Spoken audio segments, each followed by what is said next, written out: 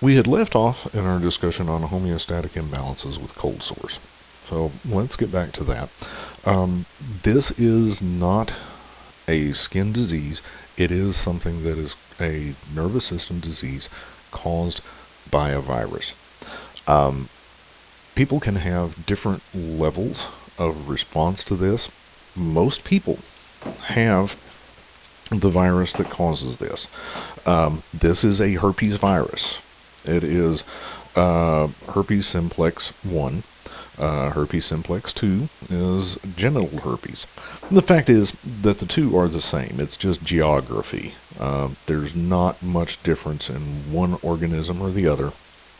And people have oral herpes in the genital area and genital herpes in the oral area all the time. Um, but like I said, 95% of the population has this. You usually got exposed to it when you were a baby because people who have outbreaks later on in life may not even be aware that they're having an outbreak. A lot of this happens intraoral. So an aunt or your mom or your dad or somebody comes over, gives you a kiss when you are a baby, look at your baby, and now you have this virus. A lot of people don't have any additional outbreaks for the rest of their lives. Some people do. And what triggers those outbreaks varies from person to person. There are a few things that are known to cause these outbreaks. Exposure to sunlight can do that. So when springtime comes, it's not unusual for someone to go on spring break and come back and they end up with cold sores. We also know that stress comes into play. So it's not unusual near finals week when we have students who are stressed out for people to break out with cold sores. In fact, finals week during the fall semester is particularly common because not only are they stressed about finals, they have to spend time with their family because it's Christmas. They have to buy presents. They don't have any money, and they're having to get stuff for people they don't even like, and they don't have time. And ultimately, the stress just gets to them, and they can have these outbreaks. Other triggers include nuts, like walnuts, peanuts, because they are high in an amino acid that supports the growth of these viruses. Now, interestingly enough, there's a good home treatment, which is a different amino acid. It is L-lysine, and you can pick up lysine from any kind of Kroger store or pharmacy or any place else. And people, when they start to have these cold sores, often will have something called a prodrome. And that is like a tingling sensation as much as a day prior to. So if you get this kind of tingle, if you become aware that there's something going on there, if you take a mega dose of lysine, lysine comes in 500 milligram tablets, a bottle of 100 of them is like $5. So you take 3 or 4 of those when you feel the tingle. The next day you take a couple. The day after that you take one. And while it may not completely arrest the outbreak, it has been my experience that they do diminish the severity and duration of an outbreak. Now,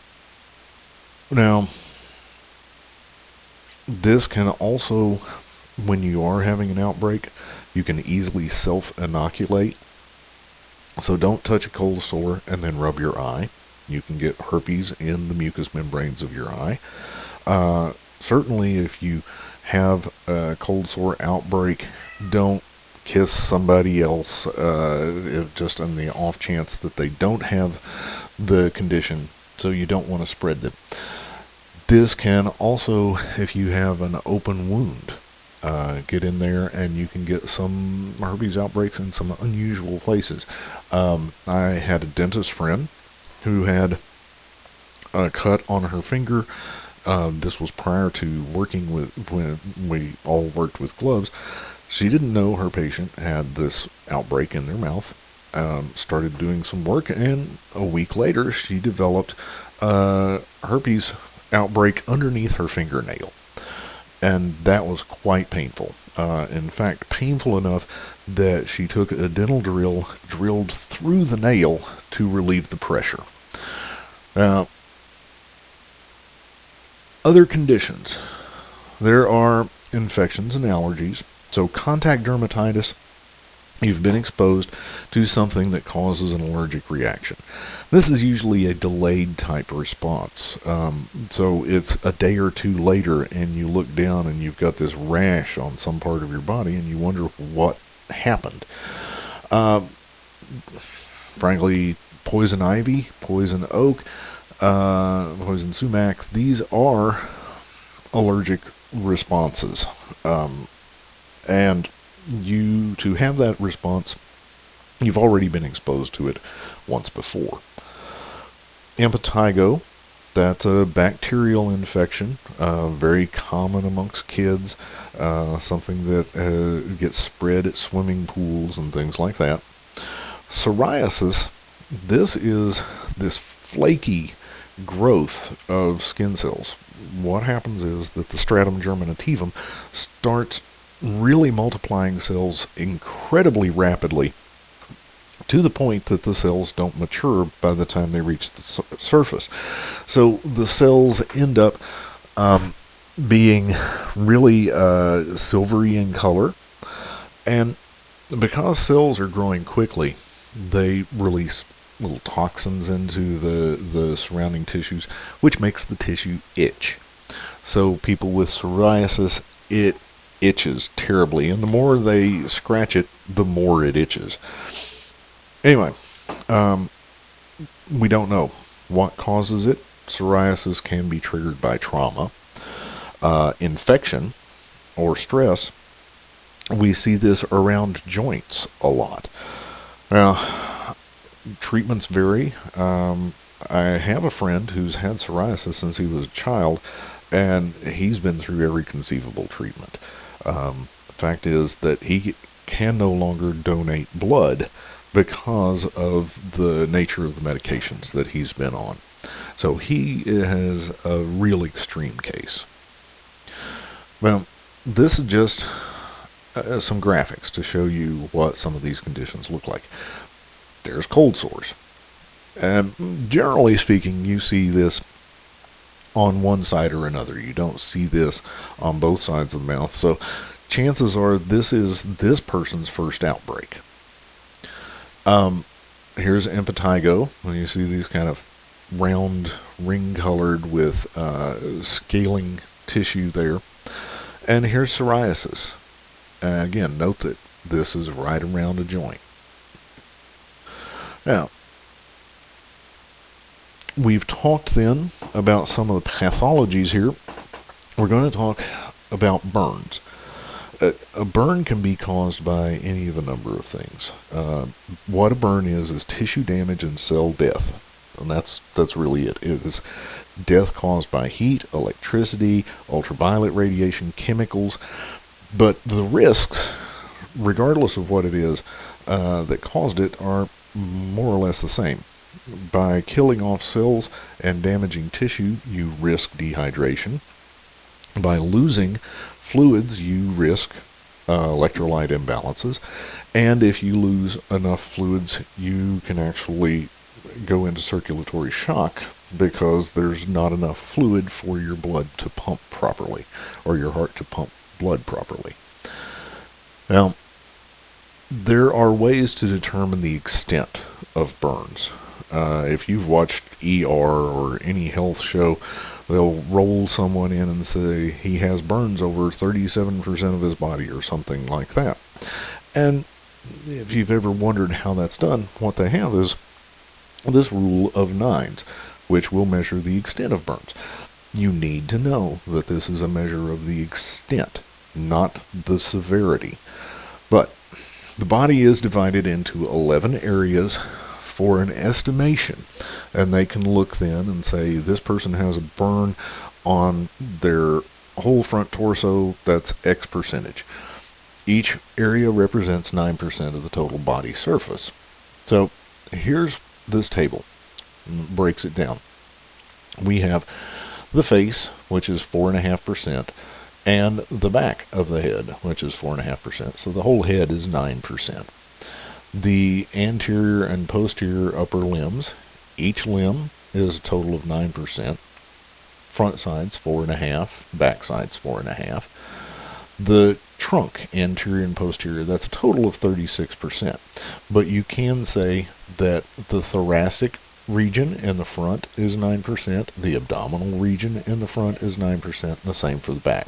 So the whole thing is 36%. Each leg, front is 9%, back is 9%, and then the perineum, the genital area, is 1%. Now, the severity of burns is a different factor. Well,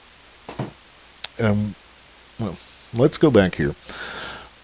During a test, there's usually a question that asks you to something about your understanding about the rule of nines, but also may have a question that says this person has their entire right arm burned up to the shoulder. How severe or how much of their body has been burned? And that would be 9%. Severity of burns, that's a different issue. And we gauge these as first degree, second degree, or third degree. So if you've got a sunburn, you can have a first degree burn over 90% of your body. But it's not terribly severe. What happens is the epidermis is damaged. And as part of a repair mechanism, whenever there's damage, there is inflammation. So the skin gets red and swollen, and that's the painful part. There's a lot of blood flow, and the tissues get, a little puffy. I don't want to minimize what a first degree burn is, because a sunburn is a first degree burn, and every time you have a sunburn in your life, you double your risk of getting skin cancer later on. So when I was a kid, I got a sunburn every summer for 8 or 9 years, and that means that 2, 4, 8, 16, 32, 64, 128, 256 times more likely to develop skin cancer than I would have been had I never been exposed or never had a sunburn. Now, second degree burns, we have epidermis and upper dermis are damaged. Generally, the characteristic we see here is that the skin is red and it blisters. And what's happening there is that you're getting a separation of the epidermis and the dermis, and you get fluid filling in. And that's what those blisters are. Now, first and second degree burns are painful. Third degree burns actually destroy the entire skin layer. We're going through the epidermis and well into the dermis, if not all the way through. This is sometimes referred to, in fact, as a full thickness burn. And all of the pain receptors are in the dermis. So a third degree burn hurts when it's happening, but when it's over, it doesn't hurt. Again, you watch emergency medical shows and a guy has a third degree burn and they show him screaming. The fact is, he's not going to. It doesn't hurt. But it can be deadly.